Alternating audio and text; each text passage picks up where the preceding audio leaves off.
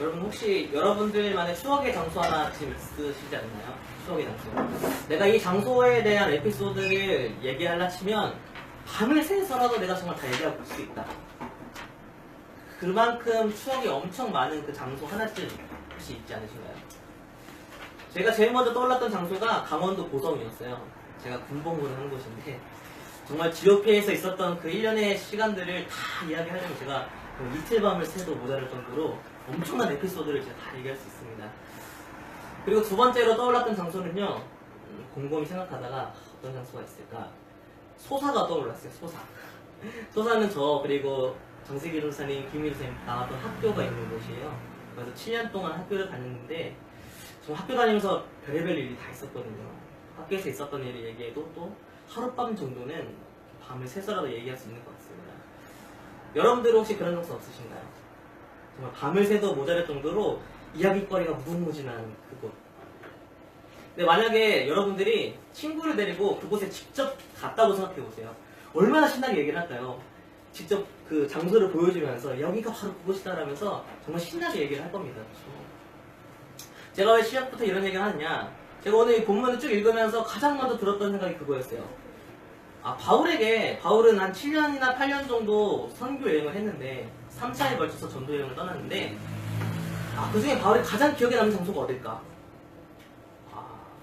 정말 너무 궁금했어요. 자기가 직접 정말 피땀을 다 이렇게 흘려가면서 세웠던 그 고린도, 하지만 문제가 너무 많아가지고 늘 이렇게 전전긍긍했던 그 고린도가 바울에게 가장 기억에 남을까? 아니면 가장 오랫동안 머물렀던 에베소가 바울에게 가장 기억에 남는 장소일까? 그런 고민을 좀 해봤습니다. 오늘 본문은요, 바울이 이제 3차 전도여행, 에베소에서 사역을 끝나고 이 3차 전도여행을 마무리하는 과정이에요. 근데 에베소에서는 굉장히 오랜 시간, 이제 2년이 넘게 머물렀는데 이 마무리하는 과정은 상당히 짧은 기간 머무르다가 다시 예루살렘으로 돌아가려고 합니다. 근데 오늘 말씀을 보면요, 이렇게 군데군데 뉘앙스를 보면 바울이 굉장히 빨리 이 여행을 마무리하고 싶었어요. 빨리 예루살렘으로 돌아가고 싶어 했습니다. 그 이유는 첫 번째는 이번 6월절은 예루살렘에서 보내고 싶어 했었어요. 근데 그게 무산되자 그러면 그 50일 후 오순절이라도 내가 예루살렘에 가고 싶다라는 마음 때문에 되게 빨리 가고 싶어 했습니다. 근데 오늘 본문을 사실 이 배경을 생각해보고 읽어보면요, 되게 짠해요. 저는 이 배경을 이렇게 내가 그곳에 있다고 생각하고 이렇게 읽어보니까 뭔가 코끝이 좀 찡했어요. 왜냐면 이게 바울의 마지막 여행이거든요. 이제 바울이 다시는 빌립보에 갈 수 없어요. 이 여행을 끝으로 바울은 이제 마지막으로 그렇게 가고 싶었던 고린도에도 이제 못 가고, 그렇게 보고 싶었던 교인들, 너무나 사랑했던 주의 형제들을 다시는 볼 수 없어요. 마지막 여행인 거죠. 이 편지를 누가가 기록했잖아요. 이 누가가 바울의 끝까지 다 동행하면서 이 편지를 기록했는데, 이 부분을 누가가 기록하면서 생각을 했겠죠. 이때 이 여행이 끝인 줄 알았더라면 좀 더 오래 머물걸. 이 여행이 마지막이었던 걸 내가 알았었더라면 좀 더 많은 시간을 같이 보낼 거라는 그런 아쉬움이 좀 있었을 것 같아요. 어쨌든 이 바울의 마지막 여행이었습니다. 제 마지막 여행을 지도로 좀 정리해봤는데, 이 에베소에서 떠나가지고 이 아시아 지방을 들려서 마게도나를 갔다가, 본문에 보면 2절에 그 헬라를 갔다고 했어요. 그래서 3절에 보면 거기서 2달 동안 머물렀다고 했는데 아마도 고린도에서 2달을 머물렀다고 생각을 합니다. 그래서 거기서 로마서를 기록한 걸로 이제 생각을 하고 있어요. 그리고 나서 사실은 바로 배를 타고 저기 안디옥으로 돌아가려고 했어요. 근데 이게 다른 사람들에 의해서 막히자 다시 이 마게도나로 돌아서 가야겠다라고 그렇게 여행을 결정을 합니다. 누가가 이때를 기억하면서 썼겠죠. 그러면서 이런 생각을 했을 것 같아요. 이때 참 그래도 그나마 돌아가길 잘했다. 그래도 마지막으로 이렇게 돌아가면서 이 사람들 얼굴 한 번씩 봤던 게 참 다행이다.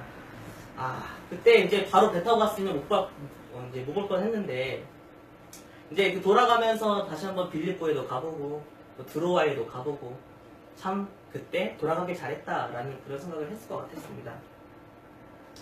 그러면서 이런 생각을 했어요. 아, 바울에게 참 가장 기억에 남는 장소가 어딜까? 뭐 여러 장소가 있겠지만 저는 오늘 본문의 그 주문회인 이 드로아라는 지방이 바울에게는 가장 기억에 남지 않았을까라는 생각을 해봤습니다. 이제 드로아에 대한 이야기는 제가 나중에 하겠고요. 그 전에 먼저 참 짚고 넘어가고 싶은 말씀이 있었어요. 그게 바로 4절의 말씀입니다. 4절 말씀을 보면요.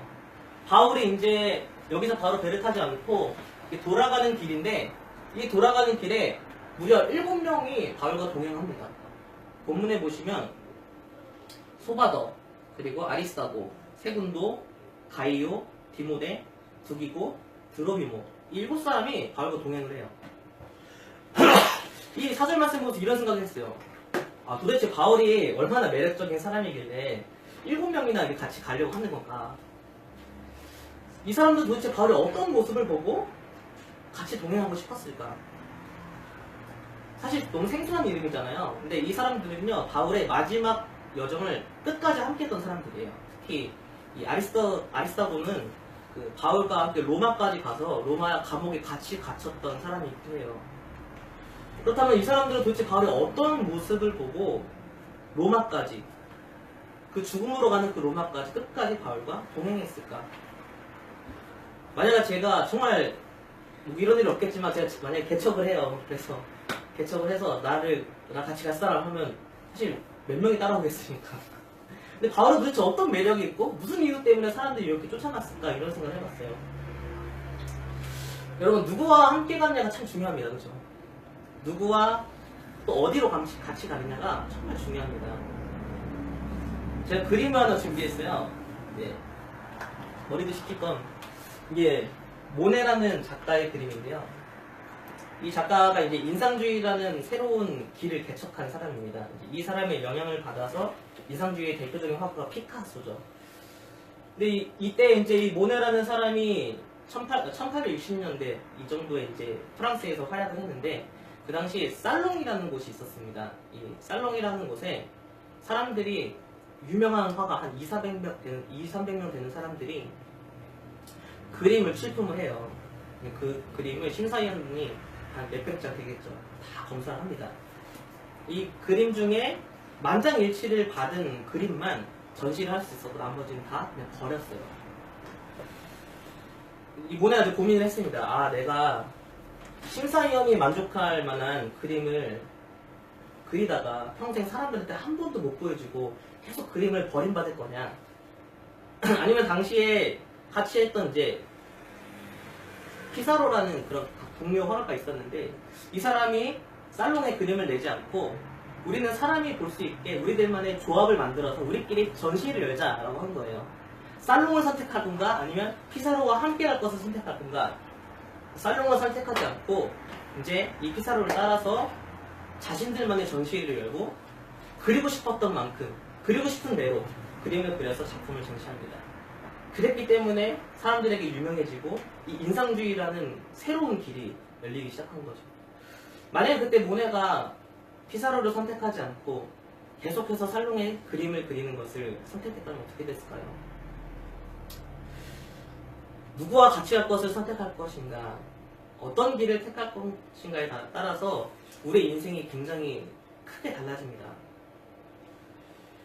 보통 이제 새로 입학을 하면 이제 그룹이 생기잖아요. 그래서 같이 밥 먹는 친구, 수업을 같이 듣는 친구들이 생기는데, 제가 대학원에 처음 이제 합격을 하고 나서 아직 입학을 하기 전에 신입생 OT를 했어요. 근데 그 OT 때 가장 제일 친해진 전도사님이 정세기 전도사님이에요. 그때 처음 알았는데, 그러면서 이제 이 지저스 커피를 알게 됐죠. 자주 놀러 오다가 지금 이곳에서 함께 동역을 하게 되었습니다. 누구와 함께 하냐가 참 중요해요. 제가 분명히 여러 가지 뭐 선택지가 있겠지만 이 커피학교에, 이 좋은 교회에 같이 동역하자고 선택했던 분명한 이유가 있겠죠. 마찬가지로 사람들이 바울과 함께하고 싶었던 어떤 분명한 이유가 있었을 겁니다. 여러분들에게 그런 질문을 하고 싶어요. 여러분들은 지금 어떤 길을 선택하셨습니까? 여러분들은 누구와 함께 하기로 결정하셨습니까? 여러분들이 그것을 결정했다면 그 결정을 했던 이유가 무엇입니까? 어떤 것이 간에 분명히 이유가 있어야 돼요. 그렇죠? 이유가 있기 때문에 우리가 선택을 하는 거죠. 우리는 모두 사실은 예수 그리스도를 따르겠다라고 결정한 사람입니다. 그렇다면 우리가 예수님을 따라가겠다고 결정한 가장 중요한 이유가 무엇입니까? 저에게는 분명한 이유가 있어요. 예수님을 따라가겠다라고 결정한 너무나 중요한 이유가 있습니다. 어제 이제 목사님이랑 큐티 나눔을 하면서 이런저런 이야기를 했어요. 고린도전서 말씀이었는데 바울이 이제 고린도 교인들한테 편지를 쓰면서 이렇게 했어요. 너희가 복음을 받았고 복음을 받은 것뿐만 아니라 복음 위에 서 있다 라고 기록해요. 이 말씀을 묵상하면서 이런 생각을 해봤어요. 이 복음이라는 건 단지 과거의 사건이 아니라 오늘도 나를 다시 세우는 그 살아있는 능력이구나. 복음은 여전히 살아있어서 오늘도 나를 살리고 오늘도 나를 살아가게 하고 오늘도 나에게 살아갈 이유를 주고 내가 살아갈 분명한 길이 되는 것이 바로 복음이구나. 바울이 이렇게 얘기해요. 내가 다른 사도들보다 더 많이 수고했지만 이것도 다 하나님의 은혜다 라고 얘기합니다. 여러분, 예수 그리스도를 따라가는 길은요 분명히 힘든 길이에요. 좁은 길입니다. 그렇지만 그 좁은 길을 수고하고 남들보다 더 고생하면서 걸어가는 그 이유가 여러분들에게 무엇입니까? 바울은 왜 더 많은 사람들보다 수고하면서 예수 그리스도를 쫓아가는 그 좁은 길을 걸어갔을까요? 왜냐하면 저에게 있어서 분명한 이유는 그럼에도 불구하고 그 예수 그리스도, 그 복음이 오늘도 나를 살리기 때문입니다. 오늘도 나를 살아나게 하고 오늘도 나를 세우기 때문입니다. 그렇기 때문에 다른 사람들보다 더 고생스럽고 때로는 하지 말아야 될, 하지 않아도 될 고민도 하고 이 사람이 정말 믿음에 서 있나? 이 사람이 구원 받았나? 이런 고민들까지 해야 되는 또 때로는 내 것을 포기해야 되는 이 좁은 길을 걸어갈 수 있는 이유는 바로 그래도 예수님이 나를 살리고 그래도 이 복음이 나를 다시 세우기 때문입니다. 예수님을 위해서 수고하고 있다는 게 저에게는 너무나 영광스러운 일이기 때문입니다. 여러분들은 좁은 길임에도 힘든 길임에도 그래도 예수님을 따라가는 이유는 무엇입니까?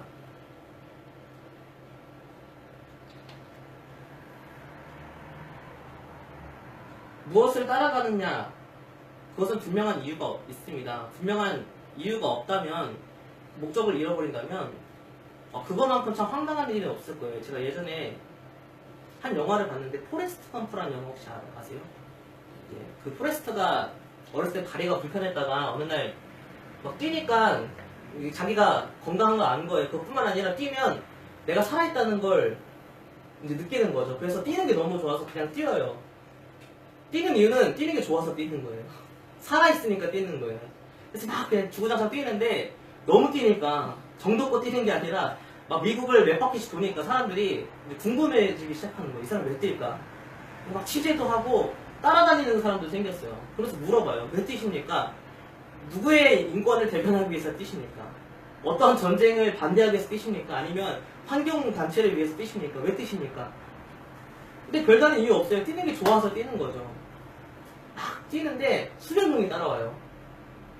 그러다가 어느 날 이 포레스트가 뛰는 걸 멈춥니다. 따랐던 사람들이 일제히 멈추고 이제 숙연해져요. 왜 멈췄을까? 그동안 왜 뛰었는지를 얘기해 주려나? 아니면 왜 멈췄는지 우리에게 말씀해 주려나? 귀를 기울이는데 딱 두 마디예요. 너무 피곤해요. 이제 집에 가야겠어요. 그리고 이제 돌아가요. 아무 얘기도. 사람들이 이제 벙찐 거죠. 뭔가 분명히 쫓아가는 이유가 있을 거라 생각하고 뛰어갔는데 그냥 돌아가니까 그렇게 황당해지는 거죠. 사람들이 물어봐요. 우리는 어떻게 해야 되죠? 우리는 이제 앞으로 어떻게 해야 돼요? 거기에 아무런 대답을 해주지 않습니다. 누군가를 쫓아가고 어떤 길을 걸어가게 되는 것에는 분명한 이유와 목적이 있어야 되지만 그 포레스트를 따라갔던 사람들은 참 그냥 맹목적으로 그 사람을 쫓아가는 그 모습을 한번 보게 되는 거죠. 여러분들은 어떻습니까? 여러분들이 신앙생활을 하는 이유는 무엇입니까? 여러분들이 예수 그리스도를 쫓아가는 이유, 여러분들이 이 커피와 교회에 지금 다니고 있는 이유는 뭐라고 생각하십니까? 혹시 이유를 잃어버리신 거 아니십니까? 목적이 없는 거 아니십니까? 그래서 생명력도 없고 기쁨도 없고 주님을 위해서 헌신하는 것이 기쁘지 않고 남들보다 더 수고하는 것이 나에게는 너무나 힘든 일이 돼버린 거 아니십니까? 다시 한번 우리가 그 분명한 이유를 되찾았으면 좋겠어요. 내가 정말 예수 그리스도를 따르겠다고 결단했다면 그 주님을 위해서 살아가는 것이 나에게는 너무나 영광스러운 일이고 그 주님이 오늘도 나를 여전히 살게 하고 살아가게 하고 살아갈 이유와 목적이 된다는 걸 다시 우리 회복했으면 좋겠습니다. 주님을 쫓아가는 이유 다시 깊이 생각해보고 그 마음을 회복했으면 좋겠습니다. 마지막으로 이제 드로아에서 있었던 일들에 대해서 얘기해보려고 합니다. 처음 얘기했던 것처럼 바울이 가장 기억에 남는 장소, 그 7년, 8년 동안에 선교 여행을 하면서 가장 기억에 남는 장소가 저는 드로아라고 생각했어요. 드로아는요, 사실 바울이 아시아로 가고 싶었는데 성령이 아시아로 가는 걸 막고 마개 분야로 가라라고 처음으로 길을 열어준 곳입니다. 그 성령의 음성을 들었던 곳이에요. 바울의 선교의 그 길을 완전히 다른 길로 젖혀놨던 곳이죠. 바울이 다시 기회를 얻어서 드로아를 왔을 때 그때 생각이 너무 났을 거예요. 그래서 오늘 본문에 보면 사람들이랑 말씀을 얘기하는데 밤이 새도록 얘기했다고 합니다. 밤새도록 이 드로아에서 내가 성령의 음성을 들었고 그때부터 내 인생은 성령을 쫓아갔어요. 여러분 성령을 쫓아가야 됩니다. 성령께서 우리에게 인도하십니다. 이렇게 계속 밤새도록 강론을 했습니다. 그런데 이제 너무 뜻밖의 일이 일어났어요. 너무 뜻밖의 사건이 일어났는데 사실 저 이 설교 준비하면서 이 사건이 제일 힘들었어요. 도대체 이 얘기를 왜 썼을까 여기다가 하나님이 왜 이 말씀을 나에게 주셨을까. 이 말씀이 너무 길어지니까 설교가 너무 길어지니까 이제 한 청년이 유두고가 창가에 앉아서 그걸 듣다가 너무 피곤해서 밤새도록 이어지니까 이제 졸다가 떨어져서 죽은 거예요. 이 말씀이 뭘까? 설교를 짧게 하라는 건가? 아니면 설교를 들으면 졸면 안 된다는 건가? 이 사건이 바울이 잘못한 걸까? 아니면 유두고가 잘못한 걸까? 그런 이거 무슨 뜻이지? 굉장히 고민을 많이 했습니다. 제가 사실 예전에는 설교를 지금보다 훨씬 더 길게 하는 편이었거든요. 그래서 제가 설교를 하면 꼭 졸는 청년이 한 명 있었어요. 그래서 제 설교의 목표가 좋은 설교를 하는 게 목표가 아니라 그 친구가 졸지 않는 설교를 하는 게 목표였어요. 그 정도로 제가 설교 참 길게 했었는데 바울도 굉장히 길게 했고 그래서 이 청년이 떨어져서 죽었습니다. 청년이 떨어져서 이제 직접 사람들이 이제 가본 거죠. 근데 다 보니까 죽었다라고 생각한 거예요. 그래서 이 사람 죽었다 이 얘기를 합니다. 근데 바울이 가까이 가요. 아주 가까이 갑니다. 그리고 말씀이 보니까 완전히 몸을 밀착해서 이 누워있는 사람한테 엎드려가지고 완전히 밀착해요. 근데 이제 밀착을 하니까 아주 세밀한 그 생명의 숨결 있잖아요.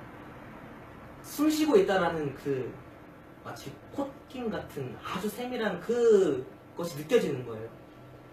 살아있다는 게. 아니면 죽었는데 하나님이 지금 살리고 있는 하나님이 주시는 생기, 그 살아있음이 아주 가까이 가서 귀 기울이니까 보니까 느껴지는 거죠. 그래서 사람들한테 얘기합니다. 떠들지 마라. 죽었다고 얘기하지 마라. 끝났다고 얘기하지 말고 가능성이 없다고 얘기하지 마라. 이 사람은 살았다. 생명이 이 사람 안에 있다. 그리고 나서 살아납니다. 굉장히 중요합니다. 다 죽은 것 같은 곳에서 생명의 숨결이 아직도 살아있다는 것을 느끼는 게 굉장히 중요합니다. 다 끝났다고 아무런 가능성이 남아있지 않다고 느껴지는 곳에서 그럼에도 일말의 희망 같은 가능성이 있다는 걸 발견하는 게 굉장히 중요합니다. 더 이상 희망이 없다고 모두가 다 포기하는 곳에서도 그래도 끝까지 희망을 찾는 그 발견이 굉장히 중요한 것이죠. 여러분들은 끝났다고 생각하십니까?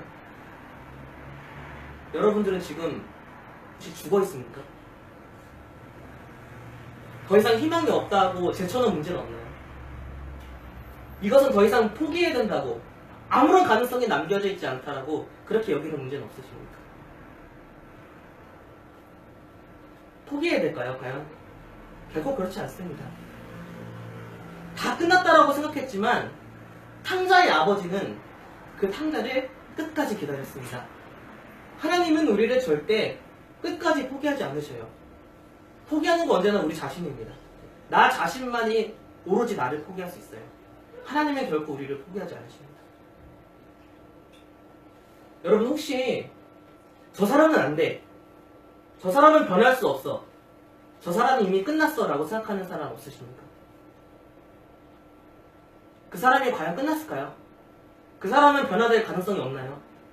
혹시 포기해버린 사람 없으십니까? 더 가까이 가면, 더 세밀하게 귀 기울이면 하나님이 그 사람을 살리시는 그 생명의 습격, 하나님이 살리시고자 하는 그 역사를 우리는 볼 수 있어요. 바울은, 사람들이 바울을 봤을 때 이 사람은 가능성이 없다 생각했어요. 이 사람은 끝났다고 생각했어요. 하지만 하나님은 그 바울을 살리셨습니다. 모든 그리스도를 다 잡아 죽이는 게 유일한 인생의 목표였던 그 바울을 하나님은 살리셨습니다.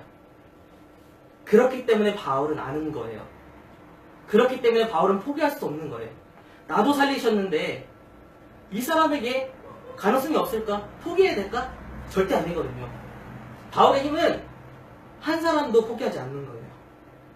바울이 다른 사람보다 더 많이 수고했던 이유는 한 사람도 포기하지 않았기 때문입니다. 그렇기 때문에 끝까지, 죽기 직전까지 강론하고 죽기 직전까지 전하고 쫓겨나기 전까지 그렇게 말씀을 나눌 수 있었던 겁니다. 하나님은 죽은 줄만 알았던 유두고를 살렸습니다. 마찬가지로 하나님은 죽을 수밖에 없는 우리들을 살리신 분이십니다. 하나님은 여전히 우리 안에 정말 이 문제는 가능성이 없어, 이 문제는 해결할 수 없어라는 그런 우리의 절망과 포기 속에 찾아오셔서 우리를 살리시는 분이십니다. 그렇기 때문에 우리가 먼저 그 은혜를 경험해야 돼요. 우리가 먼저 우리를 살리시는 주님을 경험해야지만 다른 사람도 절대 포기하지 않을 수 있고, 다시 그 한 영혼 한 영혼도 절대 포기하지 않고 주를 위해서 남들보다 더 열심히 수고하고 전할 수 있는 것입니다. 여러분, 오늘 우리가 기도해야 될 대상 없을까요? 우리가 포기해버리고 기도하지 않았던 그 사람들, 우리가 포기해버리고 기도하지 않았던 여러 가지 문제들 없으신가요? 오늘 유두고를 살리셨던 하나님이 우리도 살리시고 그 사람도 살리시고 우리의 모든 문제를 다시 해결해 주실 것을 믿으면서 우리 같이 이 말씀 가지고 기도하도록 하겠습니다.